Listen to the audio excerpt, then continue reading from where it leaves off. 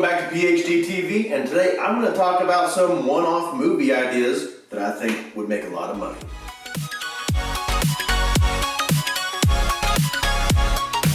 Alright, so my first idea is kind of one that's already loosely, kind of, sort of, in the making already, but a live-action Teenage Mutant Ninja Turtle movie with actual costumes. Now, the reason I kind of already say this one's already kind of working already is because they have recently, within this last month, announced a live-action R-rated Last Ronin movie. Which, if you don't know what the Last Ronin is with the Ninja Turtles, and I didn't read the comic specifically, so bear with me, but I think I know the gist. It's where all the Ninja Turtles and Splinter, except Michelangelo, who survives, gets killed, and Michelangelo is the final turtle alive. And to my knowledge, he masters all of the tools and all of the weapons that his brothers Leonardo, Raphael, and Donatello knew. So he becomes the Last Ronin, master of all these weapons, and he goes after the Foot Clan himself. And the funny Michelangelo we know goes after the Foot, and I really don't know how it ends. I don't know if he dies doing it or if he survives and he's just beaten up. But it was a very graphic version, hence why the movie is rated R.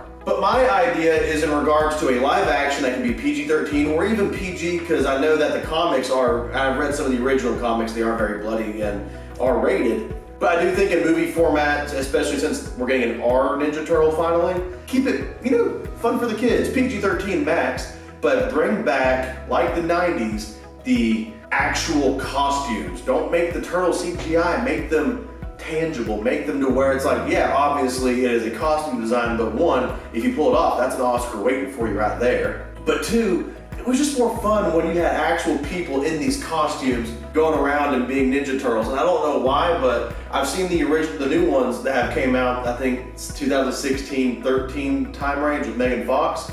And they were fun-ish, but I remember the 90s movies where I don't care how goofy it was, but it was when the Turtles were more tangible with people in the costumes. It was a different experience, and I will take those over the new ones. So just to have another Ninja Turtle movie, we bring them back with real costumes and make it a fun experience just because it is real tangible turtles, so to speak. My second idea has to do with a James Bond film, but it's more like an idea of 3 film. And this is mainly because it made me think of the books written by Anthony Horowitz, where he wrote a trilogy, and it was a fantastic trilogy. I didn't expect to love it as much as I did. Even though I'm a Bond fan, it was a great trilogy. Where he had a book that took place at the beginning of Bond's career, middle of Bond's career, and the very final mission. And it talks about his career in essence. And in doing that, it's also a period piece. Now, for the main line of Eon-produced films, I would like them to be in modern day because it's more fun. You get to talk about watches, get to talk about the cars that you can go tangibly buy that I am not going to ever be able to afford. But at least there's something tangible about being able to go out and be James Bond in that regard because it's modern day. But to have a filmmaker who could transport us back to the 50s or 60s and say, hey, we're going to go old school James Bond, Sean Connery era, as Ian Fleming, the original author, wrote, that would be super cool to me. And you can have the Omega watches, you could have, well, technically be Rolex for that time period. That's what he wore mainly in the books. But just to go back in time, that'd be super cool. And if you were to do a trilogy of movies, you'd get an actor who's cool for all 3 movies. It doesn't even have to be at the beginning to the end of his career. But what if you did a trilogy where it's one mission over the course of 3 movies, or one bad guy over the course of 3 movies, like in essence, James Bond versus Blofeld for 3 movies, one where it introduces them as rivals, the big bombastic middle, and then the finale where it's like, yes, that's James Bond back in the day. Just something fun like that. Again, it would be a one-off because, again, I want my main Bond movies to be present day. That's just what makes them relatable for a modern audience, for a guy who lives in luxury. But Eon, if you're listening, and I don't think you are, please. All right, and my third idea is actually a Captain America movie in World War II that, unlike the MCU version, is the Saving Private Ryan version of Captain America, where it is a sole universe, there's no Avengers to be looked forward to, and when he's fighting the bad guys, there's no audible sounds that are familiar to the Iron Man blasters, but when he's actually using the shield, it's blocking bullets and explosions, that when he shows up, let's say he shows up on D-Day, imagine this. I want you to imagine on a geeky standpoint, but also kind of like in the movie Joker with Joaquin Phoenix, where they thought about making a movie And the number one idea was to make a movie about a guy who goes crazy and a guy who has problems. I don't want to say crazy because it's more in line with mental health, but that's not what I mean. I think you know what I mean, but it's the Joker. But it's almost as if they made a film that just happened to star a comic book character. So what if they made a war film that happened to star Captain America? There's no MCU, there's no banking on other characters to come in and save the day or even look forward to. Kind of like Tobey Maguire in the original Spider-Man movies, where there's no other heroes, it's just Spidey. This is just Captain America, World War II, Kree being frozen, which you can end the movie on him being frozen. This is a one-off movie idea. And that's gonna be the lead-off because you know where he's going. But take out the general science fiction aside from him getting juiced to become Captain America in his form, but make it a brutal, take it PG-13 to R or however, because to me, he's more of a PG-13 character, but if you wanted to go Saving Private Ryan, Hacksaw Ridge on this character, I'm here for it. Give me a war movie starring Captain America. Don't make a Captain America war movie, a war movie starring Captain America. I'll keep this next one short because I don't really have an idea for this one because the first movie had such a interesting idea all by itself. A sequel to Inception. And I don't have a story idea on this except for an idea, a concept, a starting point.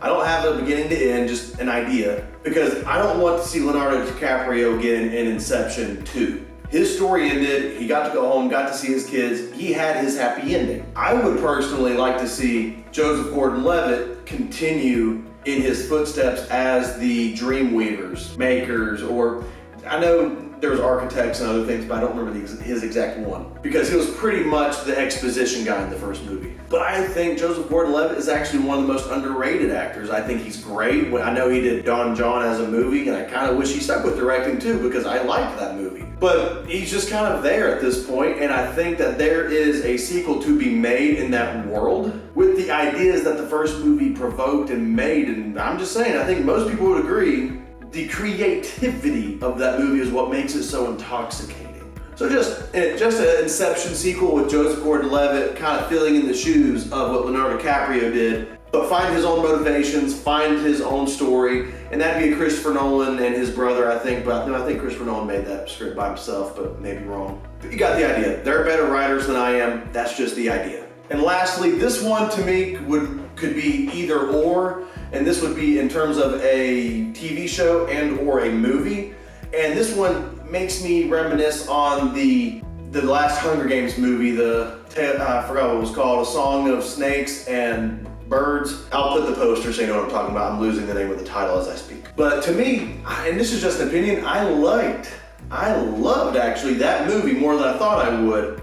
And I thought it was going to be a new series or like a new trilogy of movies, but it turned out to be a one-off. And I liked it because it was a one-off, but it was about Snow and his rise to his evilness. Kind of like the Joker movie and Cruella, the one with Emma Stone. And to me, it's not so much of the asking for sympathy of a terrible person. It's not asking for the sympathy of here's their story, give them a pass. But it's an idea of watching a character evolve. So the fifth and last idea I have is, what if we actually get to see the stories that were alluded to in the Harry Potter franchise, but we see Voldemort as a young child from his childhood to Tom Riddle's time at Hogwarts to what made him evil. I mean, I'm just saying, Harry Potter is a big thing, and the Fantastic Beasts movies are fine. The first movie was good, the second movie I forgot, third movie was entirely forgotten. But what if we did a movie or series on Voldemort's origin story, slowly progressing into who he became, making the Horcruxes exactly why he chose that to be a Horcrux, what made him do this, and the movie ends,